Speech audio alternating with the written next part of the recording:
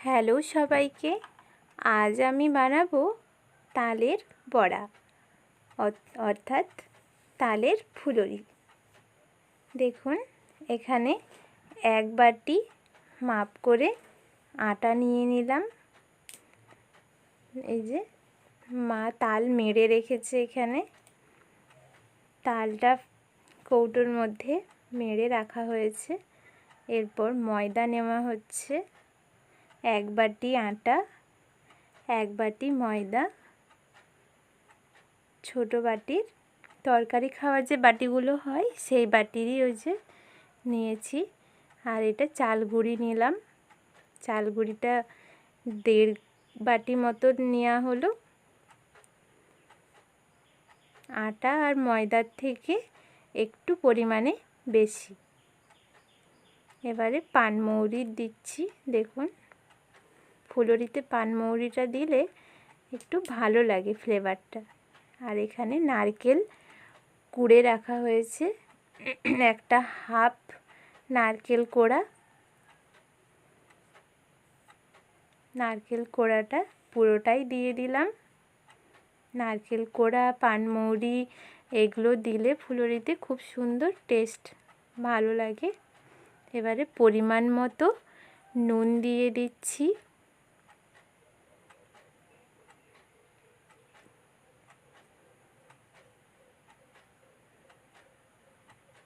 এবার চিনি, আপনারা যেরকম মিষ্টি পছন্দ করেন সেই রকম মিষ্টি দেবেন আপনারা।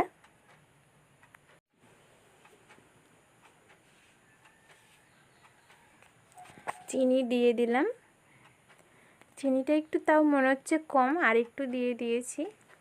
এবারে এখানে শিলে দারচিনি আর এলাচ দুটো, দারচিনি ওই 1 গাঁট মতো, আর এলাচ দুটো এখানে গুঁড়ো করে নিয়েছি। ফুলুরিতে এটা দিলে খুব সুন্দর একটা স্মেল ওঠে, ভালো লাগে খেতে। এবারে লাস্ট তালমারি দিয়ে এবারে ম্যারিনেশন করা হবে ভালোভাবে। পরিমাণ মতো দিয়ে দিচ্ছি।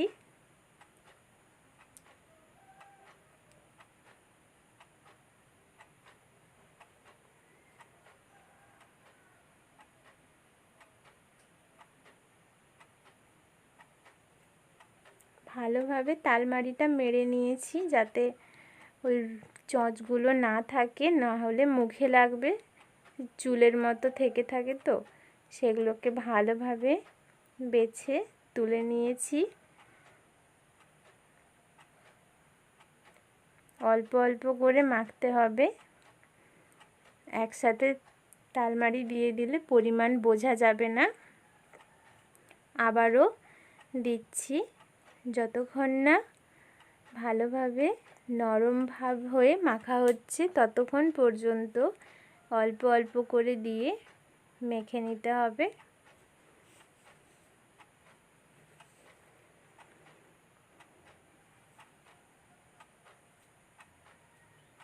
যাতে গুটি গুটিও না থাকে, না হলে ফুলুরিটা ভালোভাবে নরম স্মুথ হবে না। দেখুন, আবারও শক্ত শক্ত মনে হচ্ছে, তালমারি আবারও নিয়ে নিলাম। এইভাবে অল্প অল্প করে নিয়ে ভালো করে নরম করে মেখে নেব।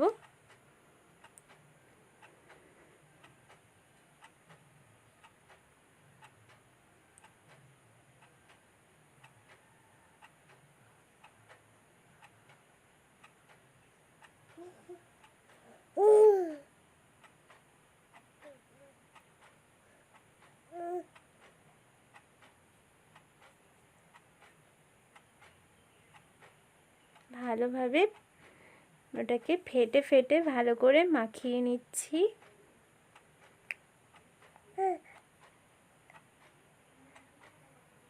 মাখা প্রায় কমপ্লিট হয়ে গিয়েছে। এবারে কড়াই গরম করতে বসিয়ে দিয়েছি। কড়াইয়ের মধ্যে তেল দিয়ে গ্যাস জ্বালিয়ে দিয়েছি। দেখুন, কড়া গরম হচ্ছে, গরম না হওয়া পর্যন্ত ভাজা যাবে না। দেখুন, কড়াইয়ে তেল দিয়ে দিয়েছি। প্রায় ভাজার মতো। এই দেখুন ফেনা ফেনাটা ছেড়ে যাচ্ছে, তেল গরম হতে লেগে গিয়েছে। একটা ছেড়ে দেখলো প্রথমে যে গরম হয়েছে কি না। গরম হয়ে গিয়েছে, এবারে ধীরে ধীরে ছেড়ে দিচ্ছি।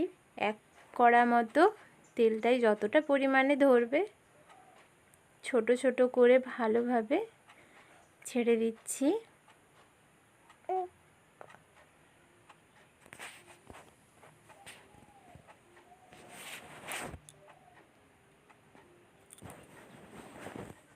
তালের দিনে তালের ফুলুরি খেতে খুব মজাদার।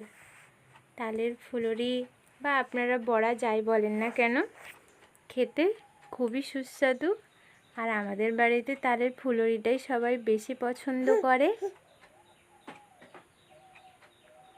দেখুন দেওয়ার পরে কিছুক্ষণ অপেক্ষা করার পরে খুন্তি দিয়ে নাড়াচাড়া করে নিচ্ছি।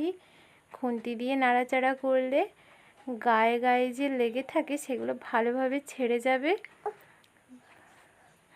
ওগুলো নয়তো ছান্তা দিয়ে করলে একসাথে জোরে উঠে যাবে, ডালা পাকিয়ে খুন্তিতে হলে ভেঙে ভেঙে যাবে। দেখুন ফুলুরিটা লাল হতে লেগে গিয়েছে।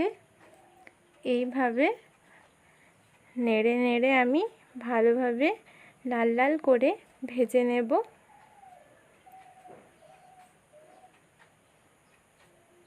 এবারে ছান্তা দিয়ে নেড়ে নিচ্ছি। এই দেখুন কত সুন্দর লাল হয়ে এসেছে, প্রায় ভাজা হয়ে গিয়েছে আমার।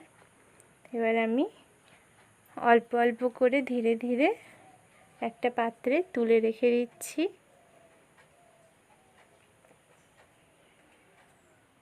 সবগুলোই আমি তুলে নিলাম।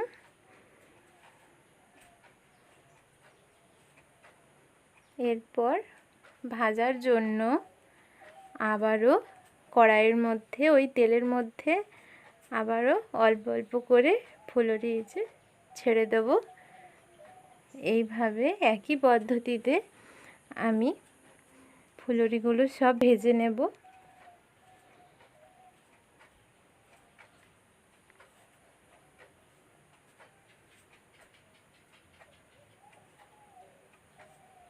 তেল একদম গরম হয়ে গিয়েছে, একদম টকবক করছে।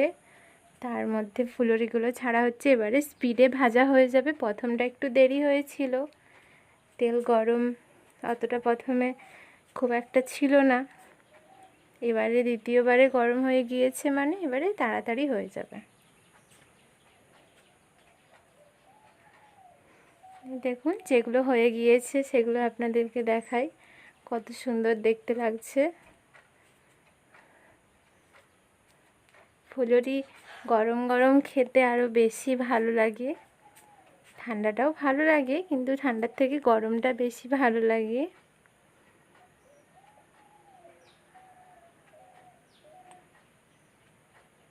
দেখুন কতগুলো আমার ভাজা হয়ে গেল। আবারও ছেড়ে দিচ্ছি। এইভাবে সব প্রায় যতটা মাখানো হয়েছে, এই যে এই ম্যারিনেশনটা যতটা করা হয়েছে পুরোটাই এইভাবে ধীরে ধীরে ভেজে নেব।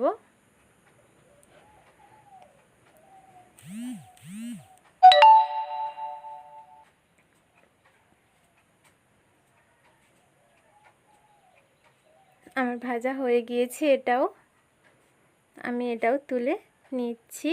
এরপরে আবারও আমি ছাড়বো।